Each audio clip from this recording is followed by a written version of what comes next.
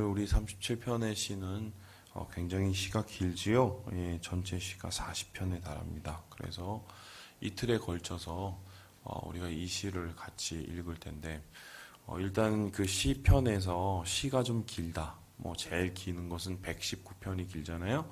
시가 긴 것은 일단 의심해 보여야 될 필요가 있는데 무엇을 의심하냐면 이게 아크로스틱이 시일 가능성이 많습니다. 이 아크로스틱 시라는 게 뭐냐면 히브리어에 이 알파벳이 있습니다. 우리나라 가나다처럼. 근데 시를 지을 때 우리나라의 이 두음이 뭐 가나다, 기역, 니은, 디귿 이렇게 진학되는 순서를 이렇게 만들어 갔고요. 그 자음의 순서에 따라서 그 시를 이제 하나씩 채워나가는 이런 시들이 이제 알파벳 시, 뭐 아크로스틱 시라고 그러는데 오늘 37편 역시 이 시인이 히브리어 자음 알파벳을 통해서 하나씩 풀어나가는 뭐 이런 시라고 할 수 있겠습니다. 왜 이런 그 알파벳을 이용해서 시를 지어 나갔을까? 여러 가지 이유가 있겠지만 외우기가 쉽잖아요. 그래서 지을 때도 그런 언어 유희, 그러니까 자음, 그 초성을 통해서 전체적인 시를 구성하고 그 전체 주제를 하나를 그 A to G죠. 가에서 하까지 좀 이렇게 끌어서 그 말에 대한 이 뭐랄까요, 모든 면모를 다 이렇게 나타내는 뭐 그런 의미가 있습니다. 그래서 오늘 이 37편 역시 그렇게 알파벳을 통해서 한 주제를 가지고 이 전체적인 이야기를 끌어나가는데 오늘 37편의 주제는 뭐냐면 바로 악인에 대한 이야기입니다. 악인에 대한 이야기. 여러분 삶을 살면서 여러분의 인생에 어떻습니까? 악인, 그러니까 좋은 사람, 좋지 않은 사람이 많았습니까? 좋은 사람이 많았습니까? 이렇게 이제 물어보면 그분의 이 성향이 드러납니다. 어떤 분은 목사님 세상에는 참 나쁜 놈이 너무 많아요. 이러신 분도 있고 어떤 분은 반대로 세상에 그래도 좋은 사람이 많지요. 이런 분이 있습니다. 물론 그분들의 이 인생 경험이 다를 수가 있겠지만 뭐 이런 거하고 비슷한 거예요. 이 물을 반잔을 보고 아직도 반잔에 물이 남았다라고 얘기하시는 분과 이제 반잔밖에 안 남았다라고 얘기하시는 분. 그러니까 이제 시각의 차이죠. 어떤 긍정적인 시각을 가지신 분들은 그래도 세상 속에 있는 선의 모습을 좀 더 크게 보게 되실 것이고 반면에 이 부정적인 생각이 좀 많으신 분들은 악의 모습이 더 크게 느껴질 겁니다. 그런데 이제 대부분은 부정적인 시각들이 훨씬 우세합니다. 왜냐하면은 누군가로부터 받는 상처, 누군가로부터 받는 충격이 사실 내가 그동안 많이 받아왔던 여러 뭐 좋은 경험들보다 훨씬 더 자극적이기 때문에 그래요. 그래서 10번을 친다면 한번 7, 8번을 뭐 별일 없는 평범한 혹은 따뜻한 기억이 있었다면 그것에 비해서 2, 3번 혹은 3, 4번의 이 원치 않는 나쁜 일들을 당해도 그 일들이 훨씬 커 보입니다. 그만큼 이제 악의 모습, 우리에게 닥쳐진 악의 그늘은 상당한 치명성을 가지고 있지요. 이제 그런 상황 속에서 사람들은 이제 악인을 세상 속에서 겪고 당하게 되는데 그 당하게 될 때 사람들이 일반적으로 나타내는 이 모습이 뭐냐? 바로 오늘 시인은 그렇게 얘기를 하고 있는데요. 우리 1절의 말씀을 같이 한번 읽어보도록 하겠습니다. 1절의 말씀입니다. 시작. 악을 행하는 자들 때문에 불평하지 말며 불의를 행하는 자들을 시기하지 말지어다. 두 가지 반응이 나온다고 하는데요. 불평. 야, 어떻게 이래? 야, 그 사람이 어떻게 이래? 이러면서 그 사람 누구 악인으로부터 받은 그 경험을 곱씹죠. 곱씹어서 거기에서 벗어나지 못하는 자기의 감정이 거기에서 구속당하는 것을 불평이라고 합니다. 왜 사람들이 항상 무슨 것을 얘기할 때 여러분 부정적인 얘기를 많이 하시는 분들 있죠. 이런 분들일수록 사실 멘탈이 되게 여리신 분이 많습니다. 그리고 멘탈이 여리고 두려움이 많은 분일수록 큰 소리 뻥뻥 치는 경우가 되게 많아요. 뭐 죄송한 표현이지만 짖는 개가 왜 더 크게 짖냐면 무서워서 그렇습니다. 사람도 비슷해요. 여린 거예요. 그런데 이렇게 이제 그러한 외부적인 자극으로부터 그런 어려움들이나 괴로운 감정을 당하니까 이 사람들은 어떻게 해요? 거기에 대해서 미리 선제적인 방어, 자기 방어 조치로 불평이라는 말을 통해서 그 감정들을 부정적으로 아예 찍어놓고 자기 자신의 정당성을 지키려고 하죠. 근데 이런 불평은 중요한 것이 내가 편하기 위해서 불평을 하는 건데 불평을 하다 보면 어떻게 되냐? 계속해서 나는 그 일과 그 상처에 묶여 있습니다. 묶여 있다 보면 자유롭지 못하고 보면 내 생각과 내 마음이 일종의 한쪽으로 편향적이 돼요. 쏠려버려요. 그래서 어떤 판단이나 어떤 행동을 할 때 이미 내 생각이 한쪽으로 쏠려서 편향적이 돼서 잘못된 선택을 할 때가 많고 그러한 잘못된 선택을 통해서 다른 사람에게 상처를 줄 경우가 많습니다. 그래서 이 불평이라는 것은 사실은 입술의 말이지만 이 입술의 말이 우리의 행동을 다스리는 이유가 될 수도 있다. 그래서 성경 속에서 많은 이 성경의 기자들이 독자들에게 불평하지 말라고 하는 이유가 불평할 만하지만 그래도 하지 말라는 겁니다. 불평이 정당하지 못해서 그런 게 아니라 불평이 주는 해악이 있기 때문에 우리의 영혼을 구속하는 그 능력이 있기 때문에 거기에서 벗어나기 위해서 우리의 입술에 불평과 불만을 벗어놓게 하는 거죠. 뭐 대표적인 경우가 그런 거 아닙니까? 여러분 보다 보면은 이스라엘 백성들이 좋은 마음을 가지고 출애굽을 했어요. 좋은 마음을 가지고 출애굽을 해서 가나안을 향해서 갑니다. 그리고 좋은 마음을 가지고 하나님의 이 만나의 기적을 경험하고 좋은 마음으로 하나님의 능력을 시내산에서 바라봅니다.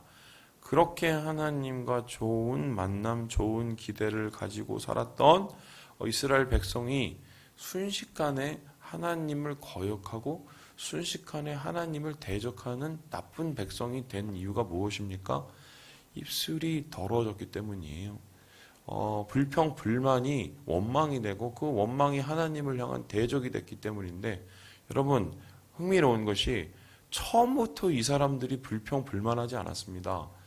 이 사람들 처음에는 막 찬송하고 그러던 사람들이에요. 그런데 그 안에 재밌는 게 잡족이 있었어요. 그 가나안으로 가는 이스라엘 백성 안에 잡족이 있었단 말입니다. 근데 그 잡족은 말 그대로 출신 성분이 정확치가 않으신 분들이에요. 그러니까 이분이 유대의 핏줄을 타고 내려온 이스라엘 민족인지 아니면은 이 무슨 그 애굽에서 그냥 이렇게 태어나신 분인지 정확치가 않은 하지만 이 이스라엘 공동체와 어울려 살던 분인데 이스라엘 공동체가 떠나니까 같이 따라 떠났을 뿐이죠. 그런데 아직 마음이 정리가 안 된 거예요. 그것 속에서도 레갑족 속이라는 이 사람들은 잡족이지만 마음을 정하니까 가나안으로 마음을 정하니까 그 사람들은 오히려 하나님의 칭찬을 받는 본의 민족이 돼요. 그런데 반대로 마음이 아직 정해지지가 않고 바람에 나는 겨와 같이 상황에 따라서 이렇게 저렇게 쏠리다 보면 어떻게 됩니까? 제일 먼저 입술로 범죄를 하죠. 그런데 입술의 범죄가 주변의 사람들의 파급력이 켜서요. 내가 한마디 하는 그 불평이 주변에 오염을 시켜서 다른 사람의 불평과 불만으로 뻗어나가는. 그래서 이스라엘 백성들이 하나님을 대적하게 되는 그 이유가 되죠. 그래서 여러분 잘 생각하셔야 돼요. 뭘 다 잘 생각해야 되나? 목사님, 그래도 맞는 건 맞고 틀린 건 틀리다고 얘기해야 되는 거 아닙니까? 맞는데요. 그건 맞는데 이 내가 말하는 게 대안이 있는 건지 또한 하나님을 향한 사랑이 있는 건지 교회를 향한 이 뭐랄까요 그 애착 또 그 사랑함 이것에 의한 말인지 아니면 그냥 내 감정과 내 위신과 내 처지와 내 뭐 자격지심과 이런 거에서 비롯된 것이 이건 고민해 봐야 돼요. 근데 그것이 자유롭지 못한 얘기며 자유롭지 못한 감정의 덩어리라면 그거는 귀를 씻어야 되고 입을 씻어야 됩니다. 왜냐하면 그것은 악인들의 것이요. 악인들에 의해서 내 마음이 점령당하는 이유이기 때문입니다. 두 번째로 이 악을 행하는 자들 때문에 우리가 나타나는 이 현상이 시기죠. 시기. 이 시기라는 것은 무엇입니까? 불평은 입술로 범죄를 하는 거고요. 입술로 범죄라는 걸 어떻게 해요? 행동으로 나타나는 게 시기예요. 시기가 뭡니까? 야, 어떻게 저래? 나빠. 아유, 저 나쁜 놈들. 나한테 어떻게 이렇게 하다가 그러면 나는 뭐야? 난 맨날 이렇게 당해? 이러면 어떻게 해요? 똑같이 닮아가는 거예요. 여러분, 아시죠? 미워하면서 닮아갑니다. 제가 이거를요, 정말 이젠 너무 잘 알아요. 사람이요, 정말 막 누구를 막 욕하잖아요. 막 그 사람이 어떻고 저떻고 저떻고 막 이러신 분들 제가 많이 겪어봤는데 이제 똑같아지더라고요. 미워하면서 닮아가요. 이게 왜 미워하면서 닮아갈까 생각을 해보니까 그런 거예요. 마음속에서 해결나지 않는 감정이 마음의 밭에 씨 뿌려지면 그것을 내가 뽑아내지 않으면 어느새 부정적인 감정이 뿌리를 내려서 악의 열매를 맺죠. 그래서 지금 우리 안에 있는 나쁜 말들이 해결이 안 되니까 결론적으로 그 나쁜 말들을 통해서 나쁜 행동을 하게 됩니다. 나는 왜 그렇게 하면 안 돼? 심지어는요, 어떤 분은요, 뭐 예를 들어서 이런 거예요. 자기 시어머니가 엄청 괴롭혔대요. 막 이런 분들이 있어요. 근데 나중에 가서 그 시어머니보다 더 나쁜 시어머니가 됩니다. 근데 얘기를 해보면 절대로 자기는 나쁜 시어머니가 아니래. 근데 주위에 있는 사람은 다 알아. 그 사람이 나쁜 시어머니를, 심지어 그 시어머니보다 더 독한 부분이 있어요. 예. 근데 얘기해보면 자기는 몰라요. 뿌리 내려버린 거죠. 뿌리 내려버린 거죠. 그래서요, 이러한 시기심, 닮아가는 모습, 미워하면서 닮아가는 모습은요, 나중에 이게 해결이 안 되면요, 가장 문제가 뭐냐면 자기가 뭐가 문제인지도 모르고 나빠져요. 그래서 오히려 그 부분에 대해서 뭔가를 얘기하고 뭔가에 대한 이 조언을 하게 되면 그 조언하는 사람이 또 다른 적이 돼버려요. 저 이런 거 여러 번 경험해왔거든요. 그래서요, 이러한 악을 행하는 자들에 대한 불평과 그리고 시기심, 이것이 얼마나 우리의 영혼을 파괴하는지를 다시 한번 우리가 생각해 보게 됩니다. 자, 그렇다면 이러한 불평과 불만을 우리는 어떻게 해소할 것이냐? 이러한 시기심이 우리 안에 뿌리 내리지 않도록 우리가 어떻게 해야 될 것이냐? 여기에 대해서 신이 몇 가지를 얘기하고 있는데요. 우리 함께 5절의 말씀을 같이 한번 읽어보겠습니다. 5절의 말씀입니다. 시작. 내 길을 여호와께 맡기라. 그를 의지하면 그가 이루시고. 1절은 뭐냐면 하나님께 일단 맡기는 거예요. 무슨 소리냐? 성경에는 예수님께서 복수하지 말라고 하십니다. 왜 복수하지 말라고 하시는 줄 아세요? 우리가 복수할 능력이 없어서 복수하지 말라고 하시겠습니까? 아니면은 우리가 복수를 못할 것 같으니까 하나님이 우리에게 복수를 하지 말라고 하셨을까요? 복수하다 보면 다른 복수를 낳고 복수하다 보면은 똑같아지기 때문이에요. 그래서 그러한 복수의 감정은 어떻게 하느냐? 하나님 앞에 던져버리는 거예요. 던져버린다는 것은 하나님께서 그 복수를 대신하시도록. 여러분, 내가 복수하는 것보다 하나님이 복수하시는 게 훨씬 낫습니다. 왜요? 나는 단순한 내가 당한 것에 대한 복수를 하고 너 죽고 나 살자, 아니면 너 죽고 나도 죽가로 끝나지만 하나님이 복수를 하시면 그 영혼도 살릴 기회가 생겨요. 그 영혼도 바로잡을 기회가 생겨요. 그래서 성경에는 복수를 하나님 앞에 맡겨서 성공한 사람들이 여러 사례가 등장합니다. 가장 대표적인 사례가 누굽니까? 요셉. 맡겼죠? 그리고 가장 또 대표적인 사례가 누굽니까? 다윗. 맡겼습니다. 하나님이 복수해 주시도록 자신의 신혼의 감정을 막적에 드리니 하나님께서 그 복수의 감정을 드리는 것을 보고 역사하셔서 공의를 나타내시고 또한 하나님의 정의를 이루실 뿐만 아니라 자비를 이루십니다. 그래서 요셉은 오히려 모두를 품는 자가 됐고 다윗은 하나님의 위대하신 공의가 어떻게 세워지는지를 눈으로 보았어요. 그리고 우리가 한 가지 항상 기억해야 되는 게 내가 던지는 칼에 내가 맞습니다. 결국. 그렇죠? 이 사람은 이렇게 돼야 돼. 잘못됐어. 그러니까 이렇게 돼야 돼. 어떻게 그런 감정과 그런 말들과 그런 거를 내가 나중에 똑같이 맞아요. 저 여러 번 맞아봤어요. 그 말들. 왜냐면 아시죠? 누군가를 향해서 손가락질하는 이 손가락질에 내 손가락은 세 손가락은 어디를 향해 있습니까? 나를 향해 있다는 거. 그죠? 그래서 우리는 이러한 이 불평과 시기심으로부터 벗어나기 위해서 일단 맡겨야 된다. 하나님이 더 복수를 잘하시는 분이라는 걸 믿기 때문이고요. 두 번째로 오늘 성경에서 뭐라고 얘기를 하느냐? 우리 함께 7절의 말씀을 같이 한번 읽어보겠습니다. 7절의 말씀입니다. 시작. 여호와 앞에 잠잠하고 참고 기다리라. 자기 길이 형통하며 악한 길을 이루는 자 때문에 불평하지 말지어다. 이 불평과 원망은 이 8절에 보니까 악을 만들 뿐이기 때문에 너는 잠잠히 참고 기다리라 라고 얘기합니다. 아유 목사님 또 참습니까? 또 병신같이 내가 또 참아서 또 내가 당하고 이 소리가 아니라요.